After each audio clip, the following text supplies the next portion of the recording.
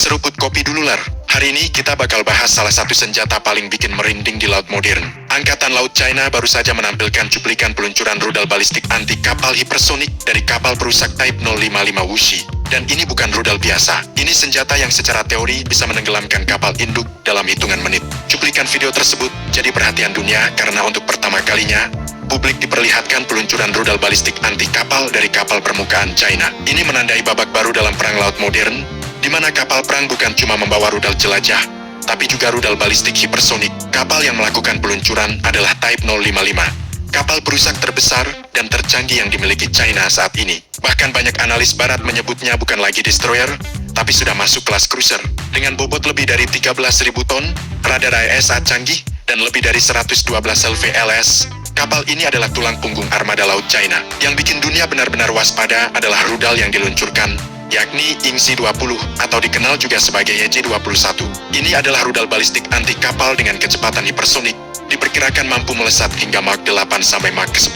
Jangkauannya bisa mencapai lebih dari 1.500 km, dan yang paling berbahaya, rudal ini mampu bermanuver saat fase terminal. Artinya, sistem pertahanan kapal musuh seperti Aegis atau SM-6 akan sangat kesulitan mencegatnya. Rudal ini tidak terbang lurus seperti rudal jelajah biasa, melainkan naik tinggi, lalu menukik tajam dengan kecepatan ekstrem sambil bermanuver untuk menghindari radar dan interceptor. Dalam skenario perang modern, senjata seperti ini dirancang khusus untuk satu target utama, kapal induk. Selama puluhan tahun, kapal induk Amerika Serikat menjadi simbol dominasi laut dunia. Namun dengan hadirnya YJ-21, konsep itu mulai digoyang. Sekali kapal induk terdeteksi, rudal ini bisa diluncurkan dari jarak ratusan bahkan ribuan kilometer, membuat waktu reaksi lawan sangat terbatas. Yang bikin situasi makin serius, sekarang rudal ini tidak hanya diluncurkan dari darat atau platform statis, tapi dari kapal perang yang bisa bergerak bebas di laut. Artinya, posisi peluncuran menjadi sulit diprediksi, dan ancaman bisa datang dari berbagai arah.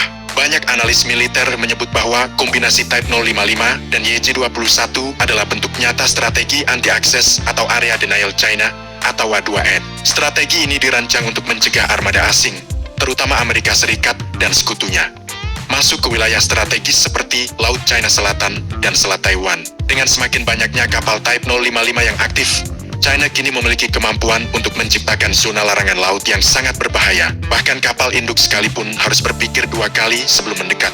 Peluncuran yang diperlihatkan ini jelas bukan sekadar uji coba biasa. Ini adalah pesan strategis bahwa China telah memasuki era baru peperangan laut, di mana rudal hipersonik menjadi senjata utama, dan dominasi laut tidak lagi mutlak berada di tangan barat. Jika tren ini terus berlanjut, maka keseimbangan kekuatan laut global akan berubah drastis dalam satu dekade ke depan. Dan yang pasti, kemunculan Yingzi-20 menjadikan Type 055 bukan sekadar kapal perang, tapi platform pemukul strategis yang mampu mengubah jalannya konflik laut modern. Penutup, gila siler. Kalau dulu kapal induk itu raja laut, sekarang mulai muncul senjata yang benar-benar bisa menjatuhkannya. Menurut kalian, apakah era kapal induk sudah mulai mendekati akhir? Jangan lupa subscribe, like, dan komen di bawah sambil ngopi.